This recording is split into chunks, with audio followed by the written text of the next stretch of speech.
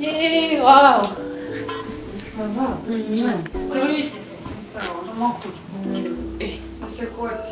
Antunelikuwa natunganya mu gikari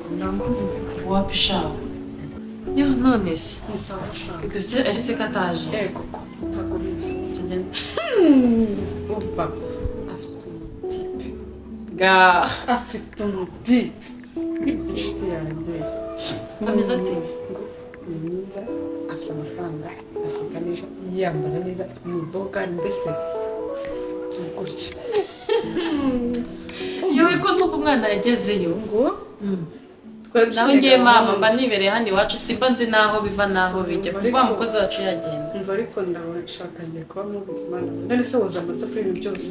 byose no gukoropa akazi kakose ninjye kareba none se ubwo mama ntabwo abana bagiye mu kazi umusaza wanjye nawe uramuzi hakuda bahari barimo baradushakira umukozi mu cyaro nca ni ukuri umva yose reba noneho inzara zahawe umva mbara wibivuga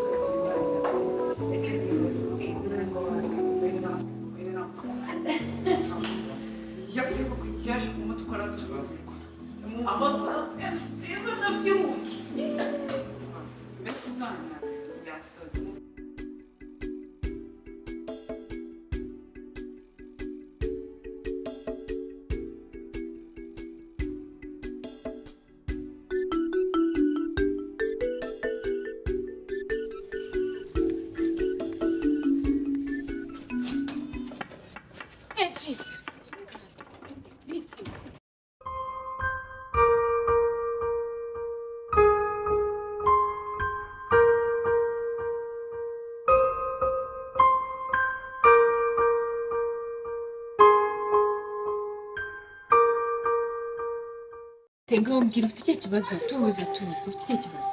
nyine ndimo ndahunga imvura ndimo ndahunga ukayihungira hasi nose uvuye nyine narindi kugama yego ukaza kugama ha rero ndetse kubeshya ndumva uko biri kose uri umuntu mukuru mu by'ukuri iwacu ntago ari inaha iwacu ni mu ntara ninde ukurangiye hasi nta nubwo nzi ukuntu nyine mpageze iwacu ntago ari ino reka nkubwize ukuri inzira yambanye ndende naje mvuye mu ntara hari umuntu naje kureba i Kigali baranyambura ubu ndeba nta nkweto nta mukandara nari mfite telefone byose barabitwaye maze iminsi 3 ndara hanze uwamfashe ngagiye kumfasha nawe yanyatse imyenda nikanga yanyambitse iki ngiki umupira wanjye ajya kugurisha ubu ndeba rwose ntakubeshye ntako mfite ntakomeze pe none se nanubwo ureba mfite ubumuga bwo kutabona yego rero mu by'ukuri ndakwinginze basi niyo mwandekera hano imbere nkaharambika umusaya ariko rwose mumfashe ndabinginze uyu munsi basi nshyira ubwenge ku gihe nzabona uko ntahi iwacu sinzi ndabona ubabaje nese n'ababyeyi ugira iwacu ni mu ntara naje nje kureba umuntu i Kigali biranga aragukoshora mbese birashyushye ariko neza nibi gutangaza ariko namuko nshaka kumubona nzanga sinabizi sinjya mwizera kandi kubona nzanga bene biguterekera hanyuma nyine Kevin we yagize ibyago sinzi niwe yanuka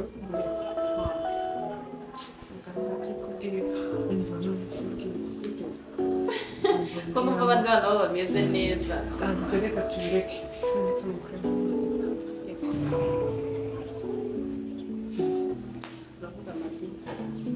sinzi nanjye sinzi ukuntu basigaye ejo bundi twageze ku cyaro turavugana dusa nk'abantu baserera mu gake ako twavuganaga n'umuntu usa nk'aho yasinze kuri telefone noneho mu gitondo nka 3:00 nagiye kubona amazina menshi bazango byaremeze yasinze ibaze kugera hasinda akaza afite n'ikirahure cy'ikimuriro sinzi imana yagize yaciye yaraje mama nawe bwo gisohoka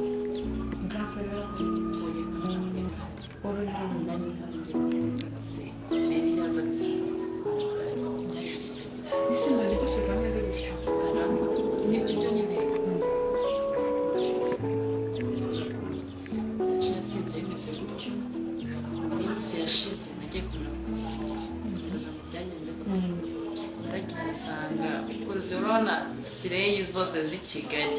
ubanza zisigaye za muri studio yabo aba mwicaye ku matako muri hejuru n'ishati Yavuye ko ishuri. nyambwe kare none ibintu byose sikujya gupfa akambwira ngo nishutisha ngo mbese ndi mu gahinda sinzi usenze bigenda Ariko twamuritse. nshaka Wamuritse. Ntabwo byakunda se utari umwana mufatanye. Uzi ko n'aba bana umugore n'umugabo bafitanye abana batanu. Uzi ko bashwana bagatandukana. ese kuvuga kide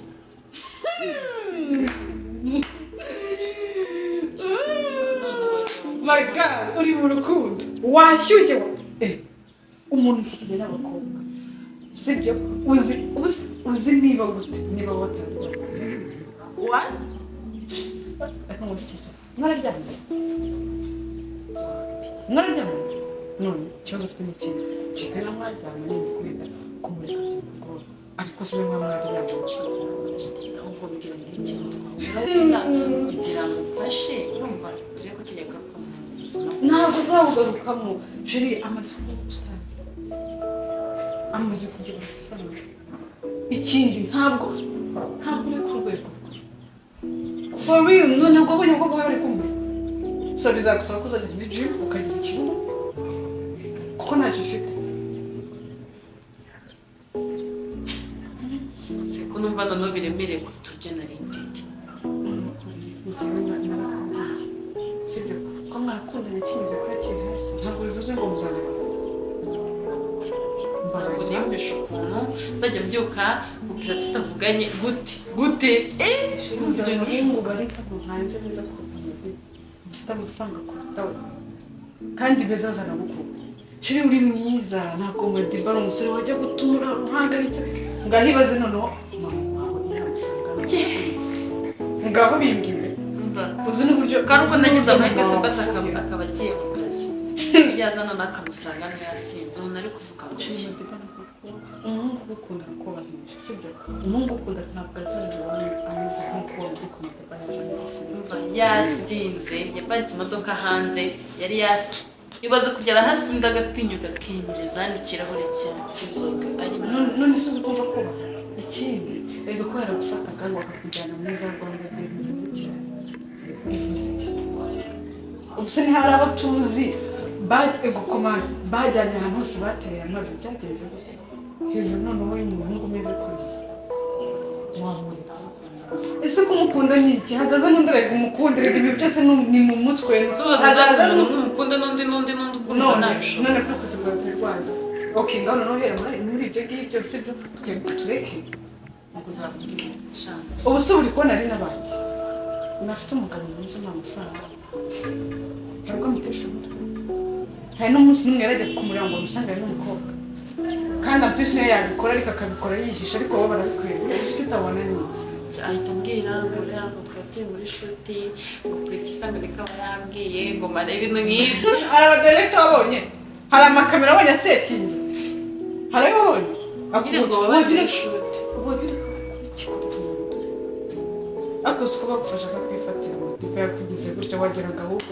ubwenge bwawe busigaye buri banze siniyumvishe nyine ukuntu nzajya mbyuka nkumva ko tutari buvugane nkumva ko atari buze kundeba nkumva nyine ari tudakundana noneho usanze ngiye mu mujyi noneho uba wicaye hano muherekeze wicaye hano ngiye mu mujyi ntabwo ninda mbe nicaye ndaza tubiganireho nese ko wicaye mu muryango haguruka wicaye mu muryango haguruka mwereka wicara haguruka mwereka wicara cyari ngiye mu mujyi gatoya ndaje hanyuma icara neza ngiye mu mujyi gatoya ntabwo sinagushaka kwicara hejuru icara hejuru ndaje gatoya sibyo utuze ndaje turavugana humura ndagufasha ndaje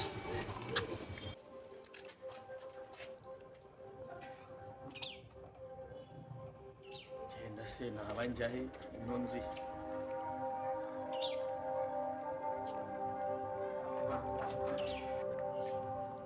aba ngenda njya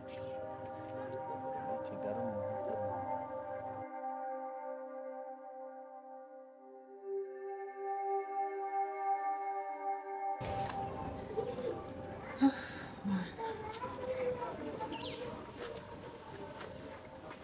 kugenda birananiye no wetanga wicara no usigara wicara neza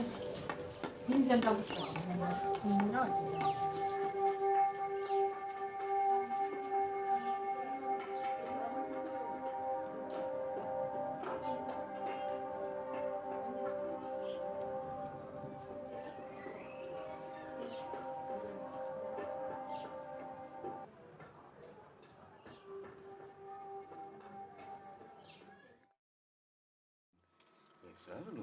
numvishije imirongo ari fresh noneho ugiye gukora iki ugiye guha ibifilinga noneho abana twagiye kabisa.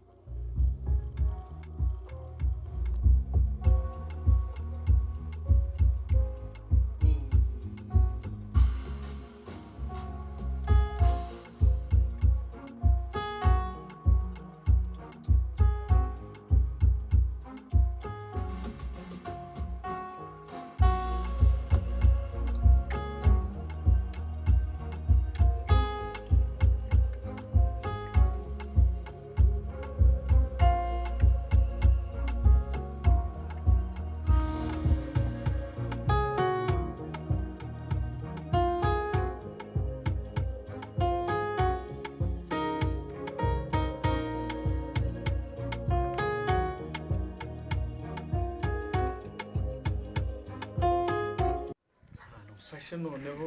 umfashe ndumva noneho umuntu unyohereje hari we rwose umfashe bitahinduka nka saa none ahaje wenda afite umujinya w'umuranduranzuzi nkuko nayo nizeye ko Nzova agiye kumfasha karangira agurishije n'imyenda yanjye n'umupira wanjye. Mana mfashe rwose nishyize mu biganza byawe ndumva afite umutima mwiza uyu mutima rwose ataza wahindutse wenda nabona aho nkiri ubwenge ku gihe niyo bandeka nkaguma numva aho hatandukanye n'urusaku mbega Kigali urusaku igira wewe ibimodoka baba we ahantu sinahashobora. Mana mfasha uyo mfashe wenda nzabona uko nsubira mu rugo aho ndi i Kigali hoya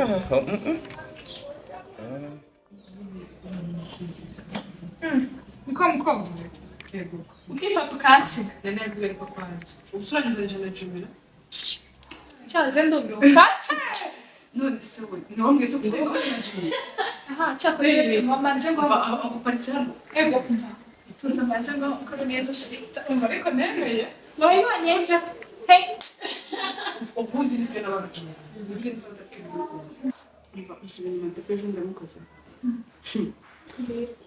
Agende ajye kumenya abasanga muri studio. Asanga kumenya umukobwa. Ubu ninje ariko biteye neza. bana b'i Kigali Cyane biteye neza. ntabwo murashyiramo n'ibikabyo biteye neza se urabibona Ariko ntabwo uteye neza. okay ndabyemeye Ibyo reka tubireke. Umva amuca amazi complete. Bukeye aziwa azanye inzoga kwa mama. Madiba ntabwo akiri kuri level yawe amaze kurenga yahoye umva tugiye nyibwirira se ahantu wari wagiye mwumveho ngewe ntabwo muzi buri mandare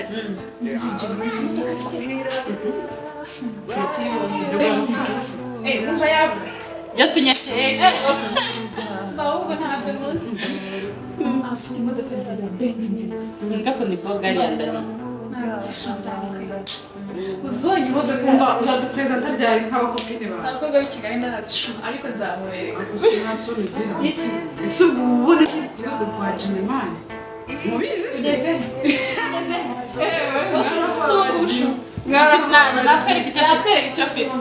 kirenze ha benzi ya Jimmy mva nayicaye mashini nagiye niduka nabyizeho byari bimeze neza barayindi Florida mu modoka akabenzi mbese kagusije wagira ngo keza akabenzi akabenzi waciyemo amasisho aya byo mu beretse banze ngiye nyibwira ngo tugiye kumutwara kandi asubumva shaka igudu zira ndacyari muri mwirukanka kuri Madiba mwirukanka kubona Madiba muri kuri same level ahubwo niyo muyigisha muri izo siporo bigende neza izi niyo wazikora siko naso nugira Madiba sinarya Madiba tutavuga sinarya amaze wowe urahura shaka abantu bafite amafaranga shiri umva hano hanze hari abati bafite amafaranga mesh mureke ngiye sinzi byarimo nyine uyo yasaze kuko ejo bundi yamuvuze bamukoresheje interview barayinyoherereje aramuvuga wasaze Madiba dusha Madiba mu gikoni Madiba umva urasipira ni namubaho reka mbabwire usibye gusa izina afite n'amafaranga amaze kugera yonyine aho bundi mureke bebe shaka abantu umva ngiye umva mubwire kagenda kwa place ndaguha ubyihoreye ndabanza tuganire nawe uganira iki nawe niko ni ukuri ntabwo reka mfata umwanzuro ushaka ariko si ubundi reka nkore wazaretse umunsi umwe sibyo njye narisi tukagenda tukamwereka isomo wapi ahubwo mwagenda ukamuganiriza nta by'isomo ndabazi amaze kugafata shiri nawe bakuru w'inarise bamuhuriyeho none kumva amireka mubwire noneho reka mubwire ngiye kugwa gasopo sibyo ntuzongere kumamagara umbwira muti ntuzongere kunyandikira message umbwira muti ntuzongere kuza kundeba mu rugo umbwira muti ndakarabye cyangwa se amagarije mu gutwara benzi urayemeshu biki se mwisemo guruka ku kanya sigana na Madiba wawe igushe yuye kagasakoshi kandi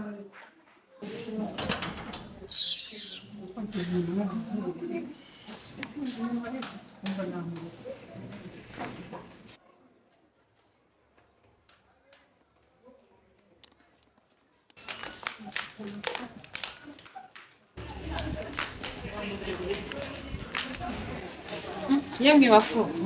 mwaramukire hano muratashye muraganiriye muganiriye iby'abakobwa nyine yego sawa noneho murakoze muzagaruke bageze hano gato ndagushaka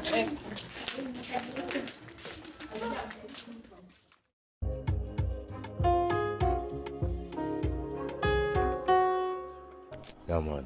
ibana man numvishije tu amagambo ni sawa urimbye neza nubwo wenda injyana utayimenyereye ariko biragenda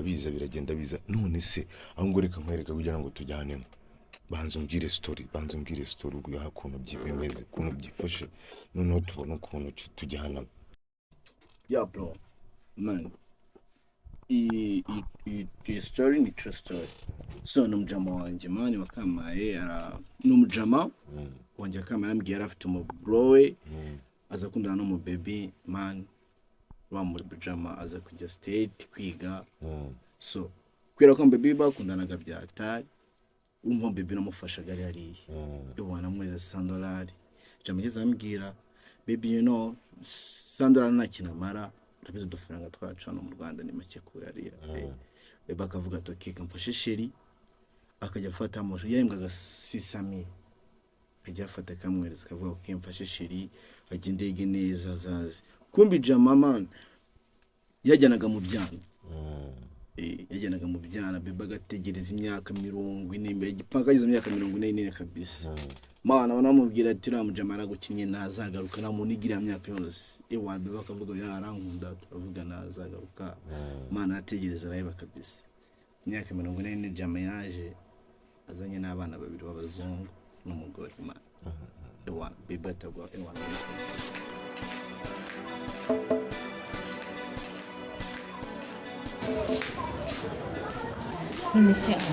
umusore nasize hano ariye nshatse kumbwira ko na musore wabonye njye nari ndi kumwe n'abashuti mana yanjye yamiyawe nasize hano umusore